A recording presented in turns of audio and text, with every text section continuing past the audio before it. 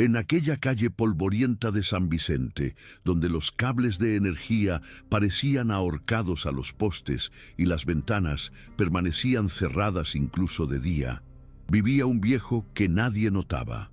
Le llamaban Santiago del Almacén, porque vivía en un depósito abandonado que un día fue taller y hoy era solo óxido, escombros y silencio. Todo el mundo pasaba a su lado con prisa o con miedo, como si él fuera solo otra sombra en el escenario destrozado del barrio. Pero nadie sabía quién había sido, ni se imaginaban. Santiago Rivera ya fue el nombre más temido en 3 continentes, un fantasma entrenado para matar sin dejar rastro, un depredador silencioso criado en las sombras del mundo. Pero allí, entre latas viejas y una silla rota de barbería, él era solo un anciano callado, de mirada demasiado profunda y manos que temblaban levemente al sostener la taza de aluminio con café frío. Hacía más de 20 años que Santiago había desaparecido del mapa. Ningún registro, ninguna visita. Quienes sabían de él pensaban que ya estaba muerto. Y eso era justo lo que él quería. Ese lugar, por peor que fuera, era el único rincón donde lograba respirar sin que el peso del pasado aplastara su pecho.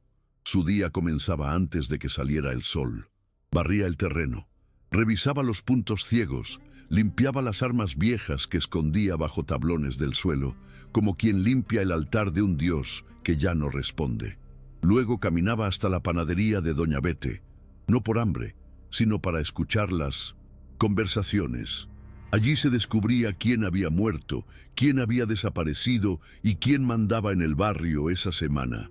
Y últimamente, ese nombre era siempre el mismo, el Piraña, un chiquillo de 20 y tantos, narcisista, armado hasta los dientes, que creció en el tráfico y ahora mandaba en las cuadras más por miedo que por respeto. Santiago escuchaba, callado, siempre callado. Lo curioso es que, aunque invisible, Santiago lo veía todo. Observaba la manera en que los soldados de El Piraña patrullaban las esquinas, siempre en pareja, siempre cambiando de ruta.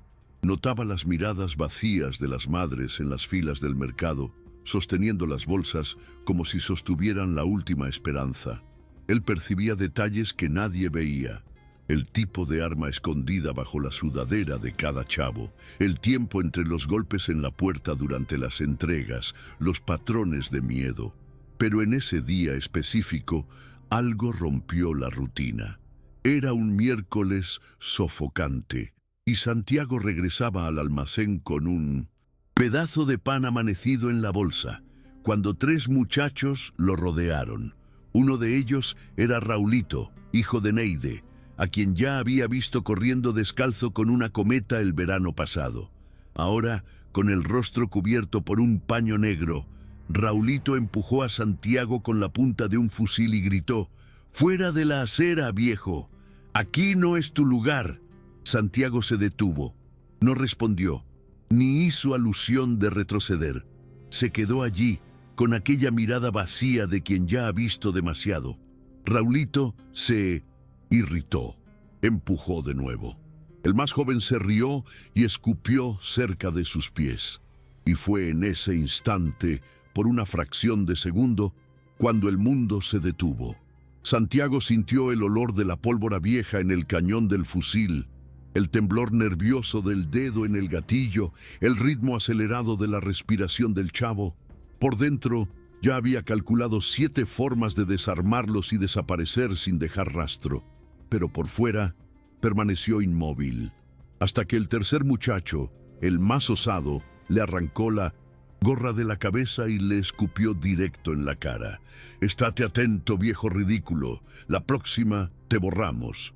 Se fueron riendo, como si hubieran vencido un videojuego.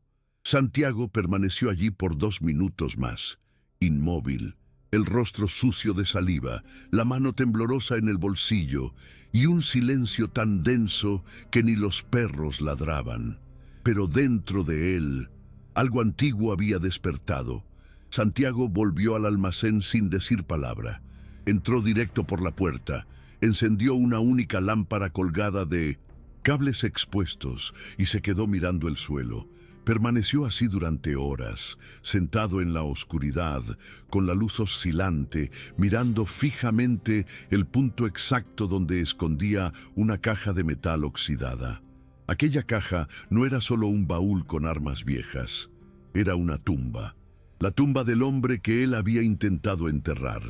Dentro de ella había un reloj militar rayado, una pistola Browning con las iniciales SR grabadas en el cañón, un trozo de papel con coordenadas que él nunca quiso descifrar de nuevo y una foto antigua rota por la mitad.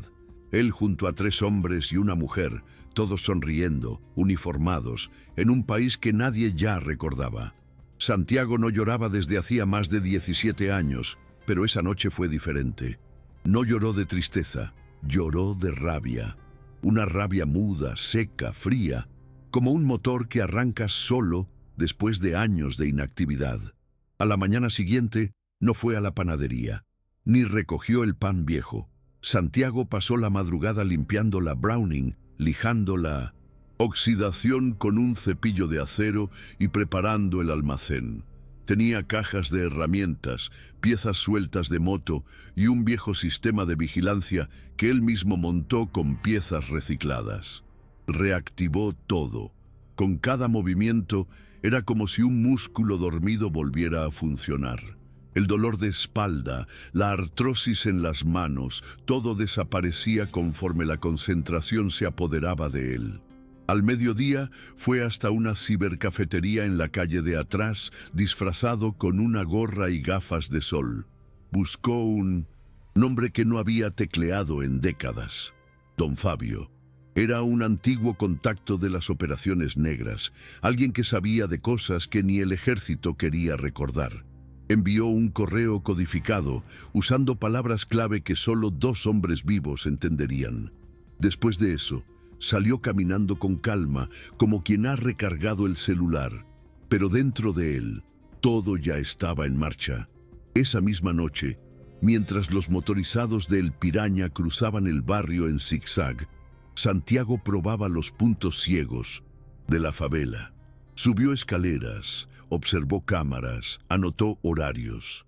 Cada esquina era una pieza de ajedrez. Sabía dónde estaban los huecos en la muralla y dónde podía crear otros nuevos. Lo que Santiago entendía como nadie era acerca de las brechas. No en el muro, sino en las personas. Sabía que todo sistema, por más brutal que fuera, dependía del miedo. Y donde hay miedo, también existe la posibilidad de ruptura. Al tercer día después del incidente, recibió una respuesta. Era breve, casi fría, pero lo decía todo. Te debo esta, nos vemos mañana, en el lugar de siempre. Santiago no sonrió, pero por dentro, su silencio vibró como una señal antigua que se reaviva. Al día siguiente, partió a pie hasta una chapa de neumáticos desactivada en el límite del barrio. Y allí estaba él, don Fabio, ahora canoso, con la panza hinchada por la cerveza, pero con los mismos ojos de águila. Entonces, es verdad, el fantasma ha vuelto. Don Fabio fue directo al grano. Dijo que el Piraña no era solo un traficante local. Estaba vinculado a una red mayor que usaba San Vicente como punto de tránsito para armas y ruta de lavado. El barrio era solo una casilla en el tablero de gente grande. Pero lo que llamó la atención de Santiago fue otra cosa. Hay civiles que quieren reaccionar, gente común, cansada, sin nada que perder. Don Fabio habló de una mujer, Lina, madre soltera que perdió a su hermano en una ejecución a sangre fría. De un mecánico llamado Roque, que fue un excelente soldador, pero ahora se dedicaba a reparar motos para los propios delincuentes. Y de un ex francotirador alcohólico llamado Jeremías, que pasaba los días ahogado en cachaza en un bar de esquina. Santiago escuchó, en silencio, y entonces preguntó, ¿saben disparar? Don Fabio se rió, pero con cierto pesar. Saben sufrir, lo demás lo enseñas tú. Santiago no respondió. Pero en ese instante, algo se formaba en su mente. Una célula. Un comienzo. Santiago comenzó con Lina. La encontró saliendo de la escuela con su hijo pequeño, un chiquillo enclenque de ojos desconfiados. Se presentó sin rodeos. «Necesito hablar contigo, sobre tu hermano». Ella se congeló. Pensó que era policía, delincuente o peor. Pero después de 5 minutos de conversación en un callejón sin salida, lo entendió. Santiago sabía demasiado. Cómo atraparon a su hermano, cómo intentaron encubrir la ejecución y quién apretó el gatillo. «No vine a prometerte justicia, vine a ofrecerte estrategia». Lina vaciló, pero había algo en su voz, serenidad firme que rompía la desconfianza. Al día siguiente, ella apareció en el almacén, sola. Santiago la observó caminar entre los escombros, como quien pisa un terreno sagrado. «¿No tienes miedo?», le preguntó. «Sí tengo, pero siento más asco que miedo». Y así comenzó. Al tercer día, Roque apareció. Trajo herramientas y un generador que él mismo montó con piezas del chatarreo. Al quinto día, Jeremías llegó tambaleándose, ebrio, pero con los ojos llorosos. «Si hay que caer, que sea disparando». En el fondo del almacén, Santiago limpió un rincón y lo transformó en centro de comando. Había mapas, anotaciones, horarios, esquemas de movimiento de los soldados de El Piraña. Cada uno de los nuevos aliados recibió una función. Lina comenzó a estudiar los horarios de los convoyes y las salidas de los cargamentos. Roque quedó encargado de crear dispositivos improvisados. Trampas, bloqueos, distorsiones de señal. Jeremías, con dificultad, comenzó a entrenar tiro otra vez. Los primeros disparos fueron un desastre. La mano temblaba, el hombro cedía, pero Santiago no desistió de él. «No vas a apuntar con las manos, vas a apuntar con la mente, y la tuya todavía recuerda». Poco a poco, el grupo evolucionó. No eran soldados, eran sobrevivientes, pero sobrevivientes que estaban aprendiendo a contraatacar. Santiago los observaba con una mezcla de respeto y urgencia. Sabía que el tiempo era corto. Tarde o temprano, el Piraña se daría cuenta de que algo estaba fuera de lugar. Y cuando ese día llegara, no habría margen para error. La primera acción fue casi una prueba. Santiago quería saber si el grupo aguantaba la presión de un ataque real, aunque fuera pequeño. Eligieron un depósito donde los soldados del cártel guardaban radios y chalecos. No era mucho, pero lo suficiente para mandar un mensaje. Roque creó una distracción con una moto modificada que soltaba humo negro y sonidos de cortocircuito. Lina entró en el callejón por detrás y cortó la energía de toda la cuadra, usando un transformador viejo adaptado con las instrucciones de Santiago. Jeremías se posicionó en lo alto de un edificio abandonado, dando cobertura con una mira que él mismo ajustó, sudando como un condenado. Cuando los dos vigilantes salieron a ver qué estaba ocurriendo, Santiago entró. Hizo todo en menos de 2 minutos, sin un disparo, sin una palabra. Cuando los tipos regresaron, el depósito estaba cerrado, vacío, y en el suelo, una ficha telefónica antigua con la marca de una mano, ensangrentada. Era la firma. El mensaje era simple: «Hemos llegado». Al día siguiente todo el barrio comentaba. Los soldados estaban furiosos, registrando casas, golpeando a jóvenes, derribando puertas sin explicación. El Piraña, según don Fabio, estaba desquiciado. «No sabe quién fue, y eso es lo que más asusta». Santiago escuchó la noticia con la serenidad de un monje. Estaba en el almacén, limpiando la lente de un viejo binoculares. «El miedo desorganiza. Vamos a usar eso». Esa misma noche, Lina interceptó un cargamento de celulares de contrabando. No robaron nada, solo cambiaron los chips y dejaron todo en su lugar. 3 días después, Santiago estaba escuchando conversaciones desde la mismísima boca del lobo. Sabía los horarios de cambio, los nombres de los choferes, hasta de quién desviaba parte del dinero. El grupo crecía en silencio. Nadie allí quería fama, mucho menos heroísmo. Solo querían lo básico: poder andar en la calle sin bajar la mirada, poder vivir sin pedir permiso a un chiquillo armado, y eso para Santiago era motivo suficiente para luchar hasta el final. Pero el cártel no era tonto. Al final de la segunda semana se dieron cuenta de que no era un ataque común. Los objetivos eran demasiado quirúrgicos, las acciones rápidas y precisas. Era como si un depredador invisible rondara siempre un paso adelante. Y fue entonces cuando llegó la represalia. En una tarde sofocante de domingo, Lina volvía del mercado con su hijo cuando fue rodeada por dos hombres en 1900. Una moto. No dijeron nada. Solo entregaron un paquete y aceleraron. Dentro había una oreja humana y un mensaje escrito a mano. La próxima eres tú. Santiago leyó el mensaje, miró al chiquillo, que temblaba sin entender bien, y luego a Lina. Ella no lloraba. Solo decía, con los dientes apretados, «No me van a callar». Esa noche, el ambiente cambió en el almacén. Jeremías apareció sobrio. Por primera vez, Roque permaneció en silencio durante horas, afilando un destornillador cuchillo como si fuera un... Santiago sabía, habían cruzado la línea. Ya no se trataba solo de resistencia, era guerra. Fue ese mismo día cuando decidieron actuar de forma más directa. La información llegó por don Fabio. El Piraña estaría en una casa de veraneo en las afueras, junto con parte de la liderazgo local, en una parrillada privada. El lugar era aislado, mal protegido, pero cualquier error costaría la vida de todos. Santiago trazó un plan. Jeremías se posicionaría a 200 metros, con vista al tejado.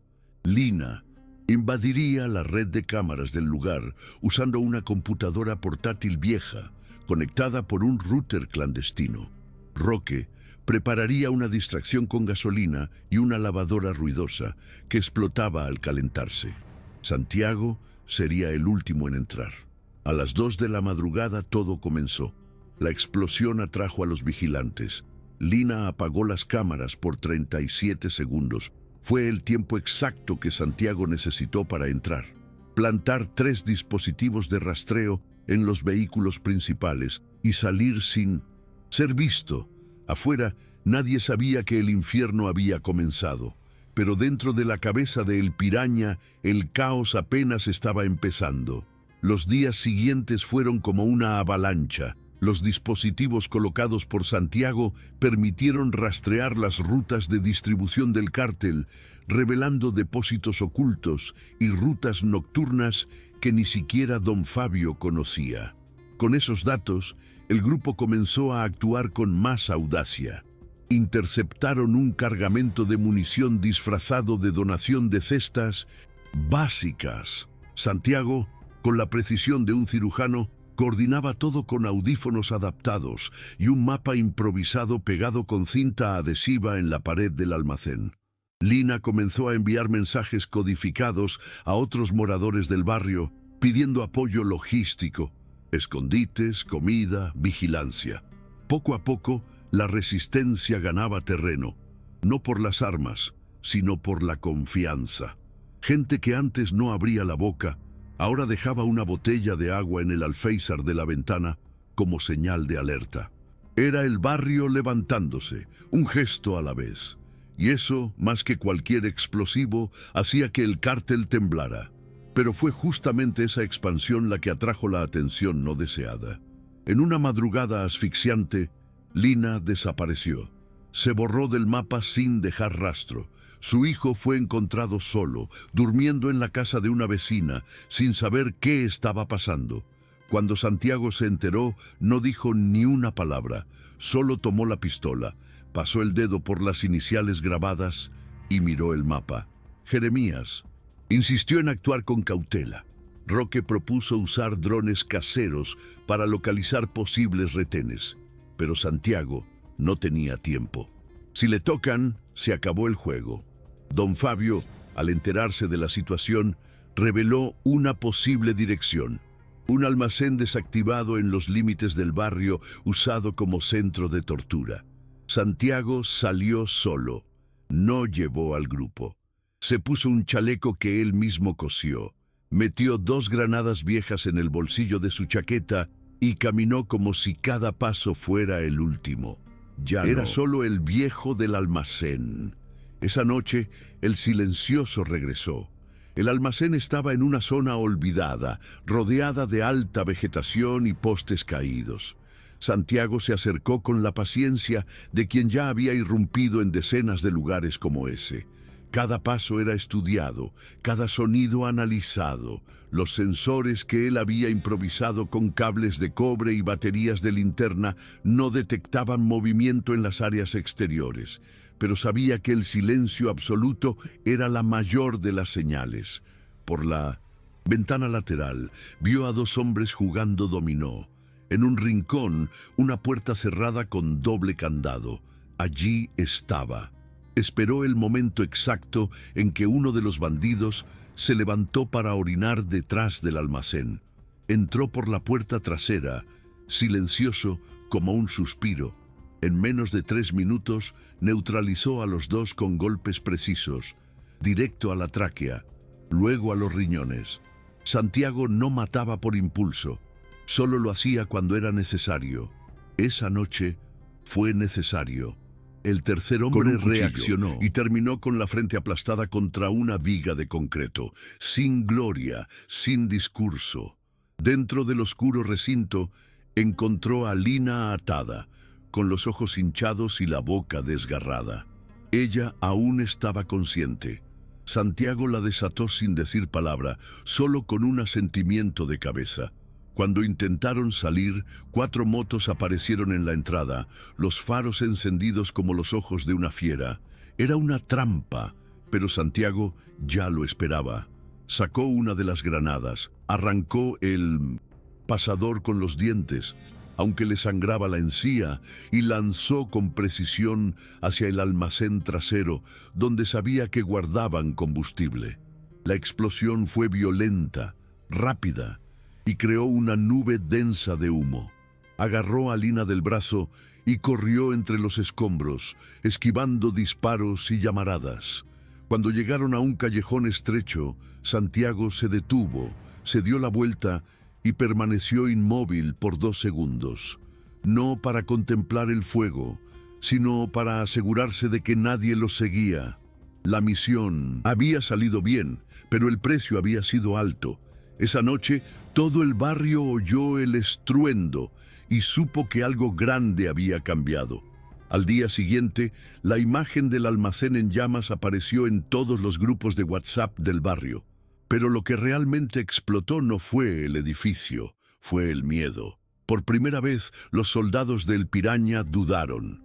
Redujeron el ritmo de las patrullas, cambiaron de ruta y algunos incluso abandonaron el puesto sin previo aviso. La noticia del rescate de Lina se esparció como pólvora, pero nadie sabía quién lo había hecho. Santiago, por su parte, regresó al almacén sin alboroto. Solo se detuvo frente al espejo sucio del baño, limpió la sangre seca de su rostro y se quedó mirando su propio reflejo. «Todavía estoy aquí», murmuró, casi como una confirmación. Lina fue llevada a un refugio improvisado por los vecinos. Herida, pero viva. Jeremías comenzó a cuidarla con una atención que nadie esperaba. Roque instaló cercas eléctricas alrededor del almacén y cada noche dormía con un mazo al lado de la cama. El grupo había cambiado. Ahora ya no era solo una célula, era una unidad. Fue en esa fase que apareció la hacker. Una chica de 20 años que se hacía llamar Caju. Apareció en la puerta del almacén sin aviso, con una computadora portátil vieja bajo el brazo y una mirada hambrienta de justicia. «Si en verdad están haciendo lo que creo que están haciendo, yo quiero entrar». Al principio, nadie le tomó en serio, hasta que en 10 minutos se coló en el sistema de monitoreo del cártel y mostró un video en el que uno de los matones agredía a un habitante en plena calle. Si esto llega al mundo, van a arder más que solo un depósito. Santiago analizó a la chica por un buen rato, en silencio, y entonces solo dijo: «Si entras, no hay vuelta atrás». Caju entró, y con ella llegó un arma con la que el cártel no sabía cómo lidiar: la información. Los videos comenzaron a filtrarse, fotos, datos, rostros. Cada nueva publicación se volvía un terremoto. El barrio ya no era solo un campo de batalla, era un escenario, y el silencioso empezaba a convertirse en leyenda.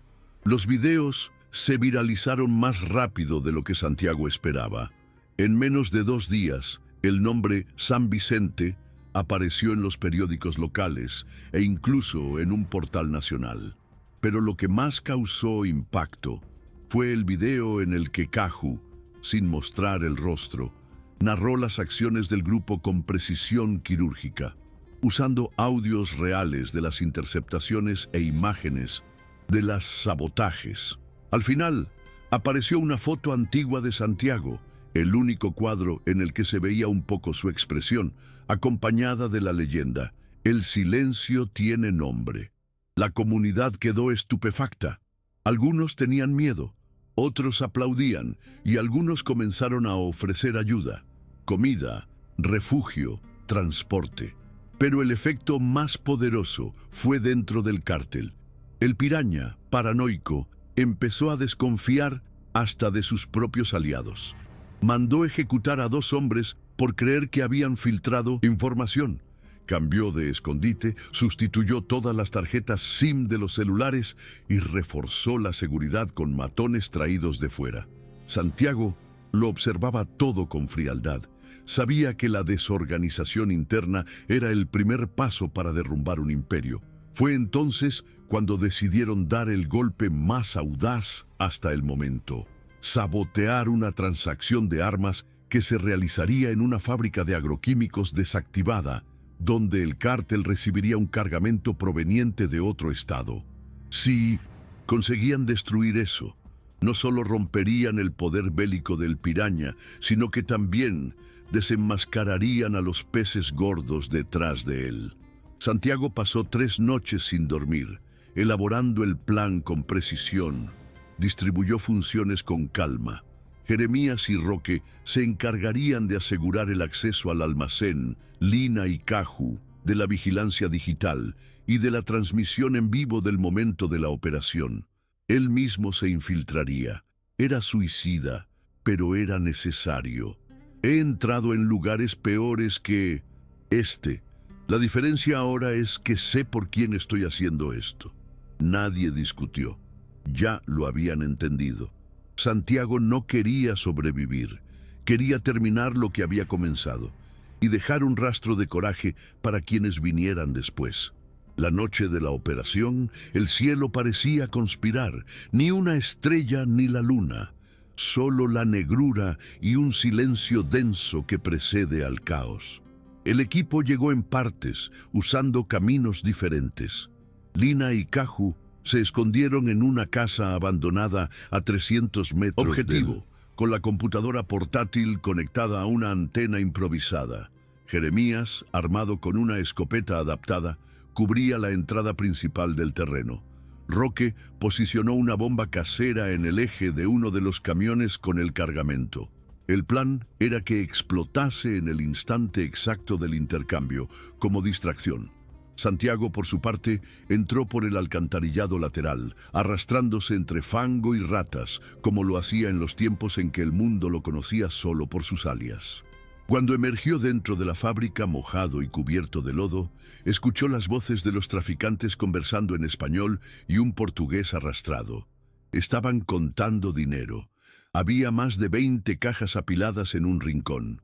Armas largas, granadas, chalecos, el arsenal de una guerra. Se escondió detrás de una carretilla oxidada y esperó el momento oportuno. Cuando Roque detonó la bomba, la explosión sacudió toda la fábrica. Los hombres gritaron, corrieron, unos disparando en la oscuridad, otros tropezando con sus propias piernas. Era el caos perfecto. Santiago se movía como una sombra. Plantó dispositivos incendiarios en los puntos clave del depósito. Cortó cables de energía. apagó el sistema de refrigeración donde estaban las municiones más volátiles. Al mismo tiempo, Lina y Kahu transmitían todo en vivo a través de una red encriptada. Los rostros de los delincuentes, los nombres, las frases, todo era registrado. Cuando llegó el piraña, gritando, ya era demasiado tarde. El lugar se estaba convirtiendo en un infierno en tiempo real. Santiago y él se encontraron frente a frente en medio del humo. Dos mundos, dos pasados. El viejo que volvió de la muerte y el joven que creía ser inmortal. No hubo advertencia ni discurso. Solo el sonido seco de los puños chocándose en la oscuridad. El combate entre Santiago y el piraña fue brutal, casi primitivo. No tuvo coreografía, solo instinto y furia. El joven atacaba con velocidad y rabia, puñetazos rápidos y patadas altas, pero Santiago, aún herido, se movía con precisión letal. Cada bloqueo, cada golpe, era como la respuesta silenciosa de quien ya había sobrevivido a junglas, prisiones y desiertos. El piraña sacó un cuchillo y desgarró el hombro de Santiago, abriendo un corte profundo del que brotó sangre caliente. Santiago vaciló, cayó de rodillas por un segundo, pero entonces, con la mirada clavada en el suelo, sacó una pequeña palanca escondida en su cinturón. Era un disparador remoto. Las cargas incendiarias se activaron de golpe. Toda la fábrica tembló. Los vidrios estallaron, las paredes se rajaron, y en medio del fuego, Santiago se levantó una vez más. Agarró a el piraña por el cuello y lo arrojó contra una pila de cajas. El impacto fue seco, definitivo. El cártel había perdido a su rey. Con las alarmas sonando y el caos extendiéndose, Santiago salió cojeando por una de las salidas laterales.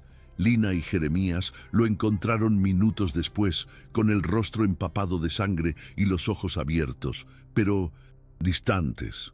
¿Está vivo?, preguntó Lina. Jeremías se apoyó con dos dedos en el cuello del viejo. Sí, pero por poco. Llevaron a Santiago a un escondite improvisado, donde Kahu ya había comenzado a organizar los archivos que serían enviados a la prensa y a las redes. Las imágenes de la caída del cártel explotaron en Internet en menos de 24 horas. Nombres, rostros, documentos, audios, el efecto fue inmediato. Arrestos, investigaciones, desertores intentando salvarse. La estructura de El Piraña se derrumbó como un edificio podrido, pero Santiago desapareció. Cuando Lina volvió al escondite días después, solo encontró una carta escrita a mano y una cinta de casete con el título «Para cuando el silencio regrese». El viejo había hecho lo que tenía que hacer, y una vez más se convirtió en un fantasma.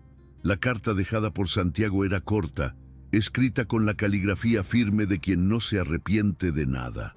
Decía: «No me busquen, lo que tenía que enseñar ya lo enseñé. El resto depende de ustedes».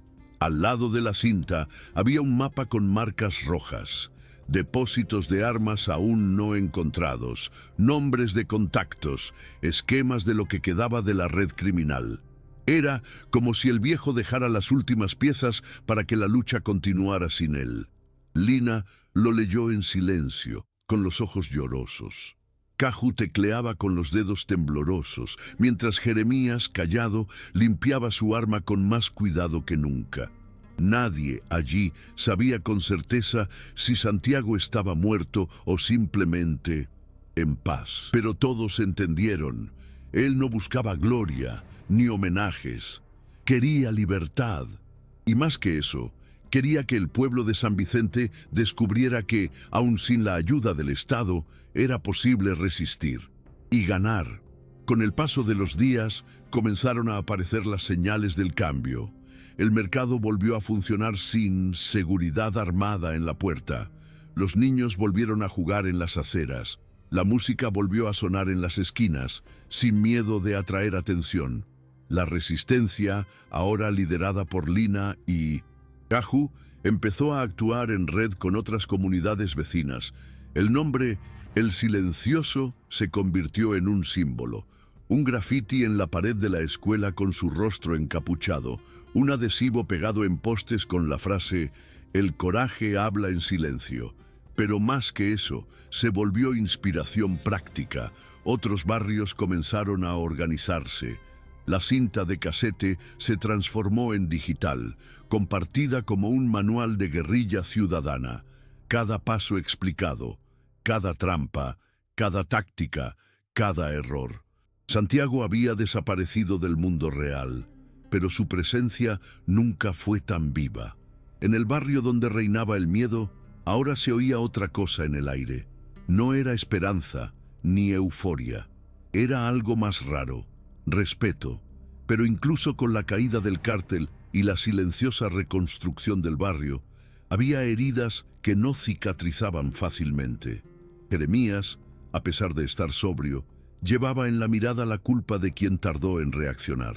Roque, en cierto momento, volvió a trabajar con mecánica, pero ahora solo para ayudar a los vecinos, rechazando cualquier servicio que oliera a crimen. Lina, por su parte, se convirtió en el corazón de la resistencia. Empezó a entrenar a las mujeres del barrio, a enseñar tácticas básicas de defensa, a coordinar acciones de prevención. No quería más sangre, quería autonomía. Caju, que antes pasaba los días encerrada en su cuarto con audífonos, se convirtió en puente entre las favelas y el mundo. Creó una red de comunicación entre los barrios olvidados, una especie de central informal de datos, denuncias y estrategias. Todo esto nació de lo que un viejo callado, de pasos lentos y manos temblorosas, tuvo el coraje de empezar. Y cada nuevo paso era un eco suyo. En una tarde cualquiera, meses después de la gran operación, un chico apareció en la puerta del almacén. Llevaba una mochila a la espalda, unas zapatillas desgastadas y sostenía un trozo de papel con una dirección anotada. ¿Aquí es donde enseñan a no tener miedo?, preguntó. Lina lo miró y sonrió de reojo. Aquí es donde aprendemos a no bajar la cabeza. El chico se quedó, y después de él vinieron otros. Jóvenes, madres, jubilados, gente común, gente que vio en el silencio de Santiago un nuevo lenguaje. La resistencia se convirtió en escuela, y la escuela se transformó en rutina. Nada allí era bonito ni romántico, era duro, era real, pero funcionaba, porque nació del dolor, de la pérdida y de una elección: reaccionar. En el mural de la entrada del almacén, alguien pegó una frase, escrita con marcador rojo, del modo en que Santiago hablaría: cuando el mundo se olvida de nosotros, nosotros recordamos quiénes somos. A pesar de la atmósfera más ligera en el barrio, nadie se engañaba. Sabían que el peligro podía volver en cualquier momento. El sistema era más grande que el piraña, pero ahora estaban listos. No con armas sofisticadas ni con superpoderes, sino con preparación, unión y ojos bien abiertos. Las patrullas de la resistencia eran discretas. Madres que vigilaban desde las ventanas, adolescentes que intercambiaban información como quien comparte memes, mecánicos que fingían trabajar mientras espiaban movimientos sospechosos. Y lo más impresionante, la policía, que antes ignoraba el barrio, comenzó a aparecer, no con armas en mano, sino con miedo de equivocarse. Porque ahora, cualquier abuso sería filmado, expuesto, castigado, si no por las autoridades, por la comunidad. El barrio dejó de ser un punto ciego en el mapa. Se convirtió en un faro. Y todo eso porque un hombre sin voz decidió hablar de la única manera que sabía, con acción. Un día, ya casi al final del año, Roque encontró algo enterrado en los fondos del almacén. Era una pequeña caja de madera, sellada con cinta aislante. Dentro, un grabador portátil y un último mensaje de Santiago. La voz estaba débil, con pausas largas pero firme. Si esta cinta llegó hasta ustedes, es porque salió bien. Yo no creo en héroes, creo en decisiones. Yo tomé las mías. Ahora tomen las suyas. Pero nunca permitan que el silencio vuelva a ser miedo. El silencio también puede ser coraje. Solo depende de quién lo lleve. Roque no se lo contó a nadie, pero lloró. Lloró a solas. Luego se limpió la cara con el brazo sucio de grasa. Encendió el generador y conectó la cinta al altavoz improvisado. Dejó que la voz de Santiago resonara por todo el almacén, y quien pasaba por la calle se detenía, porque reconocía ese timbre y entendía que, aún ausente, el silencioso seguía allí. Semana siguiente, un equipo de documentalistas independientes se dirigió a San Vicente. Habían oído hablar de la historia que se viralizó meses atrás y querían entender mejor quién era ese el silencioso. Pero nadie pudo responder con precisión. Algunos decían que era exmilitar, otros juraban que era un viejo mecánico que se había vuelto loco. Incluso hubo quienes decían que nunca existió, que era solo un símbolo creado por Internet. Lina los recibió con respeto, pero con firmeza. Si vinieron por una leyenda, será mejor que se vayan. Aquí solo trabajamos con la realidad. Aún así, se quedaron. Grabaron el almacén, entrevistaron a los vecinos, filmaron las clases de defensa con trozos de madera, las conversaciones sobre seguridad y las patrullas realizadas por adolescentes con linternas y radios caseros. Al final, uno de los camarógrafos, visiblemente emocionado, dijo: «Yo pensaba que esto era una historia de guerra, pero es de reconstrucción». Y tenía razón. Hacia finales de 1906, diciembre, cuando el calor hacía que el asfalto pareciera líquido, Lina reunió al grupo original en el almacén. No para celebrar ni para planificar algo más, solo para estar allí. Jeremías llevó una radio antigua y sintonizó una canción instrumental que recordaba a las de las viejas películas del oeste. Roque trajo cerveza caliente y Caju imprimió algunas fotos de la operación final. Imágenes borrosas, temblorosas, pero llenas de veracidad. Nadie habló mucho. Estaban cansados, pero era un cansancio bueno, de quien sabe que hizo lo correcto. Luego Lina levantó un brindis improvisado con un vaso de plástico agrietado y dijo: «Por él y por nosotros, que nadie más tenga que callarse». Todos alzaron sus vasos y por un breve instante todo el barrio pareció respirar de otra forma, no porque los problemas hubieran terminado, pero porque ahora sabían luchar y sabían que no estaban solos. Al comienzo del año siguiente surgieron los primeros reportes de que habían visto a Santiago en otro estado, cerca de la frontera. Un viejo callado, con gorra y mochila, ayudando a una comunidad ribereña a instalar trampas contra invasores de tierras. Nada confirmado, nadie lo sabía con certeza. Pero en el fondo, Lina creía que era él, porque la forma en que esa gente hablaba de él, con un respeto silencioso, con una gratitud profunda, era igual a lo que se sentía en San Vicente. Santiago era eso, no un nombre ni un rostro, sino una acción, un impulso de no aceptar más ser pisoteado. Y, por eso, su historia seguía viva en cada barrio que comenzaba a organizarse, en cada muro grafiteado con su máscara, en cada joven que, aún temeroso, daba el primer paso para resistir. El silencio se volvió idioma, un idioma que decía: «Aquí ya no bajamos la cabeza».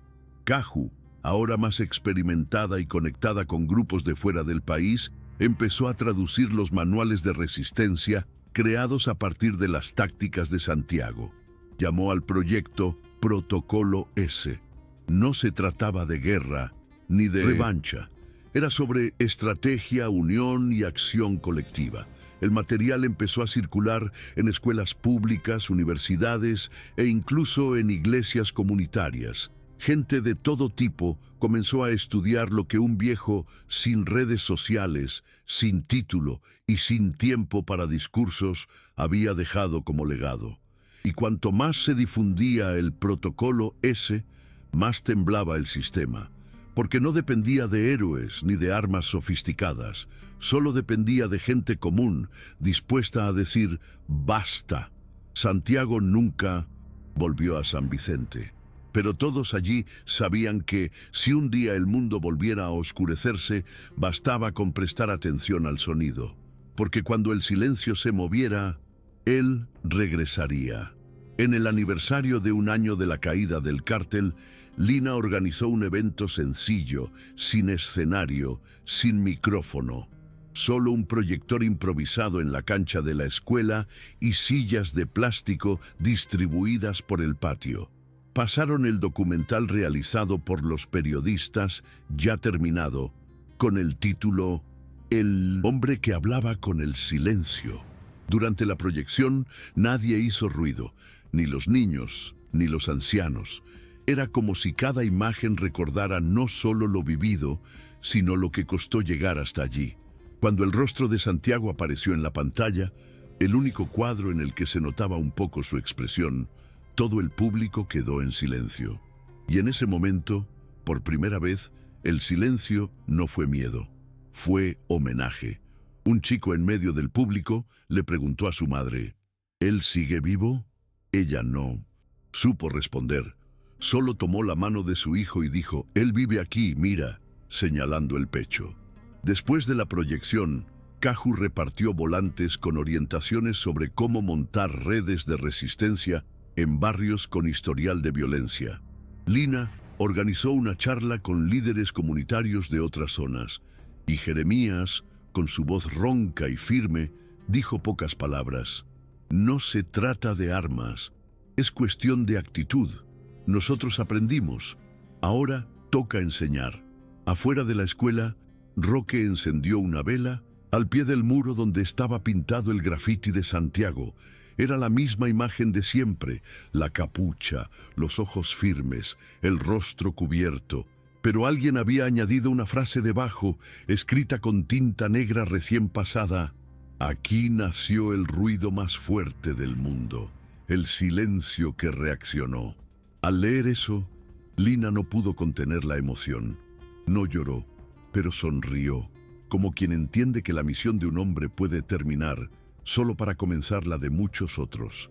Algunos meses después, el ayuntamiento, presionado por la visibilidad nacional que había ganado el barrio, se presentó con promesas de inversión. Querían asfaltos, instalar cámaras, abrir una escuela de civismo. Lina escuchó todo con firmeza y respondió con lo que aprendió de Santiago. No necesitamos favores, necesitamos respeto. Y dejó claro que cualquier cambio allí tendría que construirse con la comunidad. Nada de obras mediáticas, nada de placas con nombres de políticos. Ellos ya se habían reerguido por sí solos y ahora conocían su propio valor. Lo más curioso es que, a pesar de todos los reflectores, nadie del grupo original se aprovechó de la fama. Jeremías volvió a cuidar los huertos comunitarios. Caju fue invitada para dar charlas, pero prefirió seguir operando tras bambalinas. Roque enseñaba a los niños a montar radios caseros. Y Lina se convirtió en referencia, pero seguía andando en sandalias por la calle, saludando a cada vecino con la misma serenidad firme de siempre.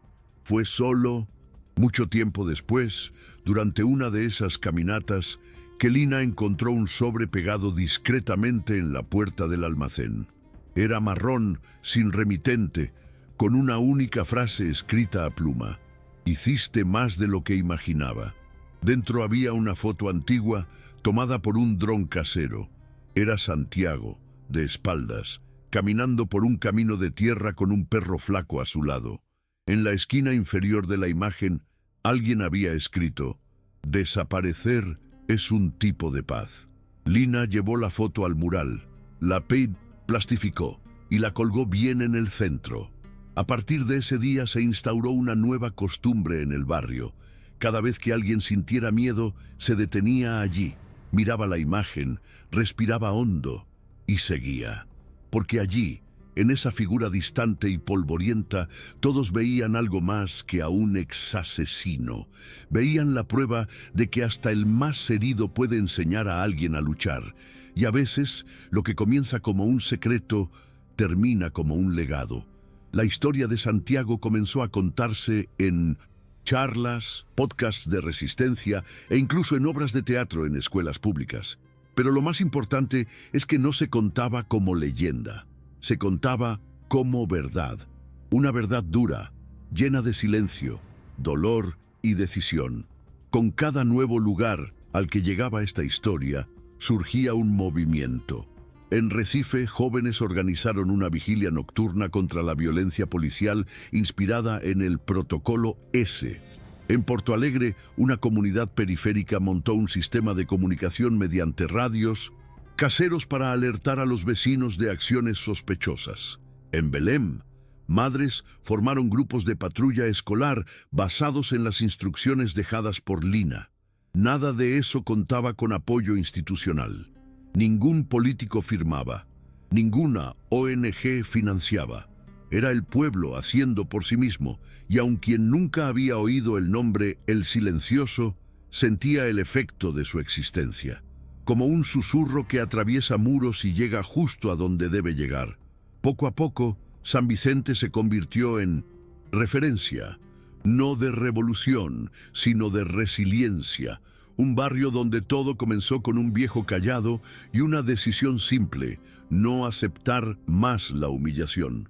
La mayor lección que dejó Santiago no fue sobre combate ni sobre estrategia, fue sobre postura, sobre cómo la dignidad puede ser más peligrosa que un arma en mano, porque cuando un pueblo redescubre su propio valor, se convierte en tormenta, y la tormenta no se negocia, se enfrenta. En cada rincón de aquel barrio aún resuena su nombre, pero no como un héroe ni como un mártir, sino como símbolo, como memoria viva de que el silencio, cuando es guiado por el coraje, puede ser el grito más poderoso que existe. Y si un día alguien pregunta cómo comenzó todo, la respuesta será sencilla. Comenzó con un hombre que ya había renunciado a todo, menos a luchar por lo que aún tenía sentido.